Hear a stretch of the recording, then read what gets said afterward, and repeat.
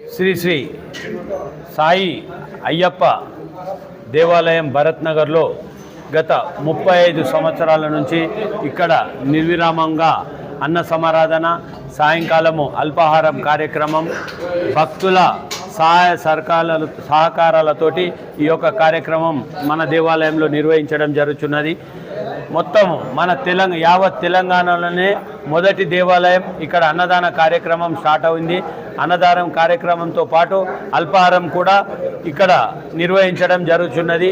ప్రతిరోజు కూడా భక్తుల సహాయ సహకారాలతో పాటు కొంతమంది దాతలు ఇక్కడ శాశ్వతంగా మనకు రైసు దాత రామ్ కుమార్ అగర్వాల్ గారు, అలాగే కందిపప్పు దాత వెంకటేశ్వరరావు గారు మన శాశ్వతంగా మనకు ఇక్కడ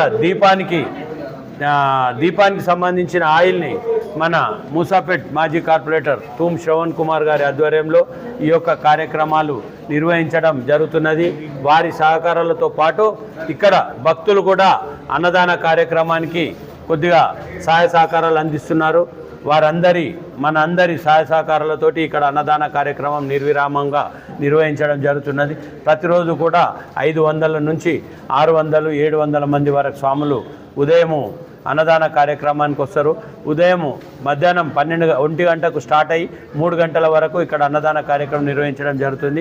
అలాగే ప్రతిరోజు సాయంత్రం అల్పాహార కార్యక్రమం కూడా జరుగుతున్నది. ఈ అల్పాహార కార్యక్రమం కూడా రాత్రి 10:30 వరకు ఈ యొక్క అల్పాహార కార్యక్రమం నిర్వహించడం జరుగుతుంది. ఇదంతా కూడా దేవాలయం యొక్క భక్తుల ఆధ్వర్యంలో ఈ యొక్క కార్యక్రమం నిర్వహించడం జరుగుతున్నది. కావున ఈ యొక్క అవకాశం ఇచ్చినటువంటి మా ఎలక్ట్రానిక్ మీడియా వారికి ధన్యవాదాలు తెలియజేస్తూ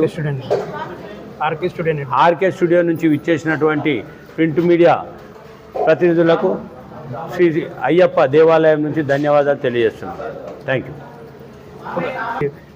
ఓన్లీ అయ్యప్ప స్వామి దీక్షలు ఉన్నప్పుడే మీరు అల్పాహారం కానీ ఇవన్నీ చేస్తారు లేదా నార్మల్ రోజుల్లో కూడా చేస్తారు? గురువారం రోజు గురువారం నాడు నారాయణ సేవ, ప్రతి ఒక్క బుధవారం నాడు పడి పూజ ఉంటుంది, అల్పాహారం ఉంటుంది, బేసారం నాడు అన్నదానం ఉంటుంది. ప్రతి ఒక్క నారాయణ సేవ అంటారు, అల్పాహారం అన్నదానం. దీక్షలు అయిపోయినాక కూడా ప్రతి గురువారం రోజు నారాయణ సేవ, ప్రతి బుధవారం నాడు సాయంత్రం పడి పూజ, అల్పాహారం. మన దానికి కూడా ప్రతి ఒక వారము దాతలు ఉన్నారు.